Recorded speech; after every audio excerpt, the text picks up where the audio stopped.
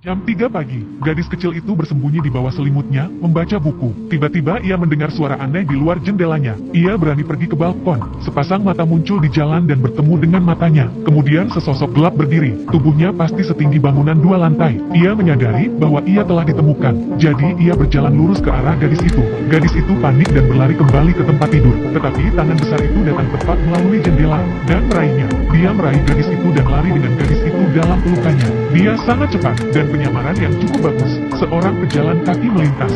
Dia memblokir lampu jalan tepat pada waktunya, bersembunyi dalam kegelapan. Sebuah mobil lewat. Dia dengan cepat berlutut di belakang truk dan berpura-pura menjadi tumpukan barang. Seorang warga keluar untuk membuang sampah. Ia berdiri di depan 2 pohon, tanpa merasa tidak pada tempatnya. Dia benar-benar berlari melalui lapangan. Dengan satu lompatan besar ia menyeberangi jalan. Sprint yang keras adalah hembusan angin. Ia membawa gadis itu melintasi pegunungan dan lautan, dan melalui awan petir. Akhirnya ia tiba di sebuah gua besar. Itu dipenuhi dengan segala macam benda aneh dan tidak biasa. Gadis itu tergantung di dahan pohon dengan selimutnya. Dia mengintip ke dalamnya. Di sini, seorang raksasa sedang mengasah pisau. Di sana ada sebuah jendela. Gadis itu mencoba melarikan diri, memanjat sepanjang batang pohon. Tepat saat ia mendorong jendela terbuka, ia terlempar ke dalam panci oleh raksasa. Gadis itu ketakutan. Raksasa itu mengatakan kepada gadis itu, ada banyak raksasa di luar sana yang memakan manusia. Tergantung pada selera mereka, mereka memiliki nama khusus untuk mereka.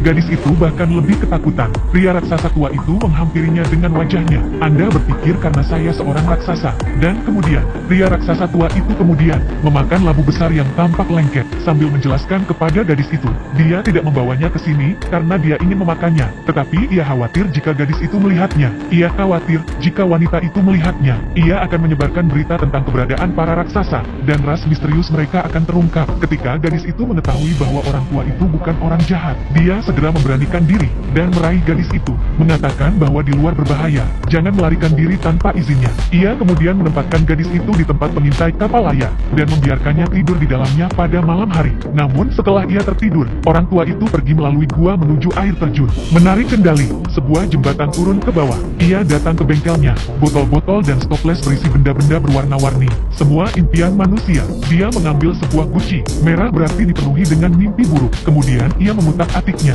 Ia memegangnya di atas kepalanya dan mengguncang-guncangkannya. Gadis itu tiba-tiba terbangun untuk menemukan orang tua itu terbaring tertidur di geladak. Ia membuka baut yang menahannya di tempatnya. Ia menyodok jendela dengan galak. Gadis itu berhasil melarikan diri, berlari melewati rerumputan yang lebih tinggi dari dirinya. Tiba-tiba sebuah tangan besar menerobos bumi dan menghalangi jalan gadis itu. Gadis itu berteriak minta tolong, tetapi orang tua raksasa yang tidak jauh dari sana memilih untuk duduk diam saja. Gadis itu tertangkap tinggi di udara. Saat berikutnya dia akan jatuh ke dalam mulut jurang. Ketika gadis itu terbangun lagi untuk menemukan dirinya duduk di menara pengawas dalam keadaan utuh, ternyata orang tua itu baru saja menanamkan mimpi buruk dalam dirinya untuk mencegahnya melarikan diri. Ia telah menanamkan mimpi buruk dalam dirinya. Di pagi hari, orang tua itu sedang minum minuman hijau. Gadis itu menyadari bahwa gelembung-gelembung di dalamnya mengarah ke bawah. Dia belum pernah melihat minuman bersoda yang aneh seperti itu. Jika gelembung ke atas membuat Anda bersendawa,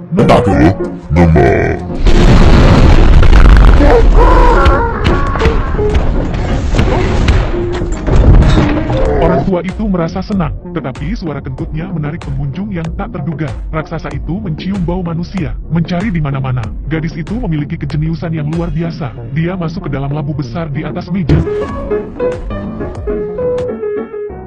Anak perempuan keluar dari labu raksasa. Dia selamat dari ketakutan. Lihatlah kekacauan yang dialaminya. Dia terlihat seperti baru saja keluar dari selokan. Pria tua itu memegang gadis itu di telapak tangannya ke laboratorium impiannya. Pertama-tama ia memandikan gadis itu. Kemudian ia mengeringkannya di atas api. Akhirnya, ia menuangkan beberapa pakaian manusia dari sebuah kotak kecil. Gadis itu berganti menjadi jaket merah. Orang tua itu membeku ketika melihatnya. Dia sepertinya mengingat sesuatu yang menyedihkan. Orang tua itu memasukkan gadis itu ke dalam lubang di pohon Dia mengatakan bahwa dia akan keluar untuk mengejar mimpinya. Gadis itu tidak bosan. Dia ingin pergi bersamanya, tetapi sangat berbahaya hanya untuk keluar. Mereka harus melewati raksasa yang sedang tidur. Satu kali tergelincir dan pria tua itu dicengkeram pergelangan kakinya dan dibawa ke udara. Di negeri para raksasa, dia kerdil untuk diganggu. Raksasa gemuk itu menggendong orang tua itu di tangan kanannya, menyeret kereta dengan tangan kirinya ke arah bukit. Ada raksasa lain di sisi lain, dengan kakinya di atas dua mobil sebagai sepatu roda. Gadis itu bersembunyi di dalam mobil pada saat ini. Para raksasa bermain seperti ini, mendorong orang tua itu turun terlebih dahulu. Raksasa di sisi lain mendayung menuruni bukit. Kemudian mereka bertabrakan di dasar bukit. Dan pada saat yang tepat, gadis itu menyentakkan kemudi dan kemudian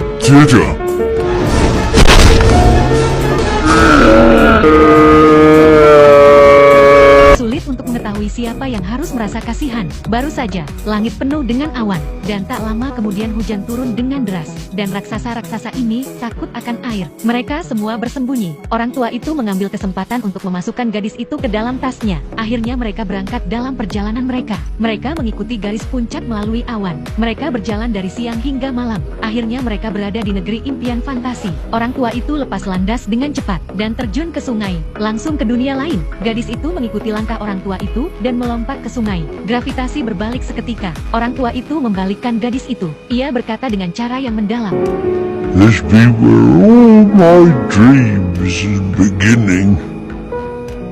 Di sini orang tua itu menemukan emas yang sangat langka. Bermimpi ia mengambil jaring mimpinya, tetapi ia tidak bisa menangkapnya. Sampai ia perlahan-lahan berhenti di depan gadis itu. Baru kemudian orang tua itu menangkapnya. Kemudian keduanya datang ke dunia manusia. Menangkap mimpi hanyalah langkah pertama. Sekarang, yang harus dilakukannya hanyalah meledakkan mereka. Anak babi itu memasukkan mimpi itu ke dalam pengeras suara, dan meniup ke dalam anak laki-laki yang sedang tidur. Mimpi biru memasuki otaknya dengan nafasnya. Anak laki-laki itu mengalami mimpi yang sangat memuaskan malam itu.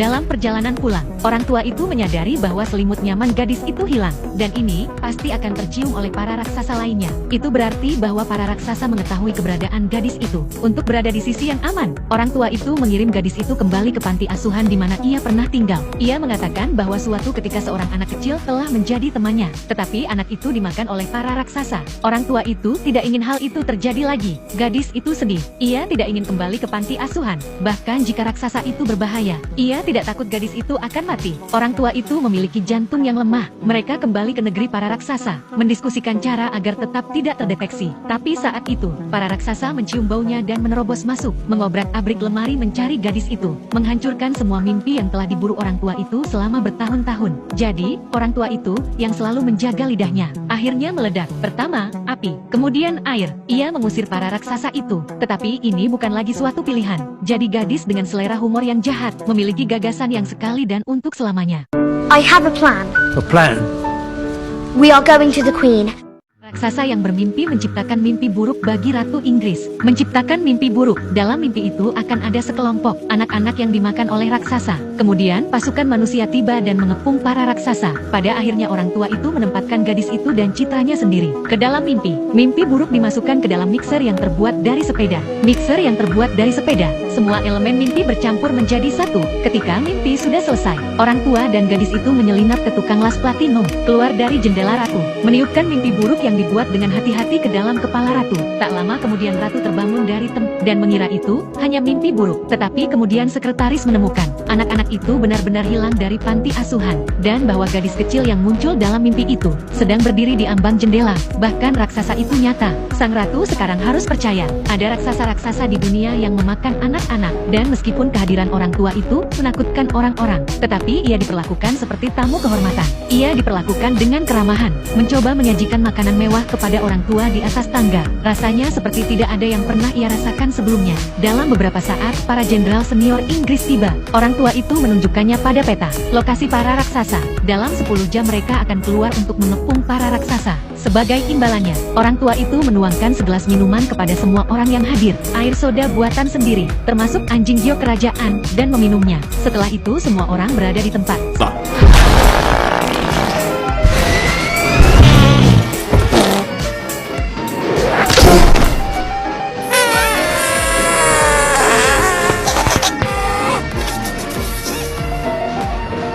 To giant country. Sang Ratu mengirim angkatan udaranya. Dipimpin oleh orang tua itu, mereka tiba di malam hari di negeri para raksasa. Sebelum aksi, orang tua itu telah memberikan mimpi buruk kepada para raksasa itu untuk menyadarkan mereka bahwa memakan orang itu salah. Tetapi ketika hal itu dilakukan, orang tua itu menyadari ia telah meninggalkan trompet impiannya dengan tukang las platinum. Jadi tanpa mengucapkan sepatah kata pun, gadis itu dan melompat ke dalam raksasa dengan mimpi buruk dalam pelukannya. Tetapi secara tidak sengaja membangunkan raksasa. Gadis itu menghancurkan botol. Dia menghancurkan botol itu dan memberikan mimpi buruk bagi para raksasa lainnya. Ketika mereka terbangun, mereka semua menyesal telah memakan orang. Tetapi hanya bos para raksasa yang begitu bertekad untuk mengubah caranya. Saat ia mengepalkan tinjunya dan bersiap untuk memukul orang tua itu, helikopter muncul tepat pada waktunya untuk mengikat pergelangan tangan raksasa itu. Pasukan khusus diterjunkan ke bawah, dan dengan semangat yang sama seperti dalam pertempuran, satu persatu, para raksasa tertangkap dalam jaring. Mereka dijatuhkan di udara. Kemudian angkatan udara menjatuhkan para raksasa di pulau terpencil.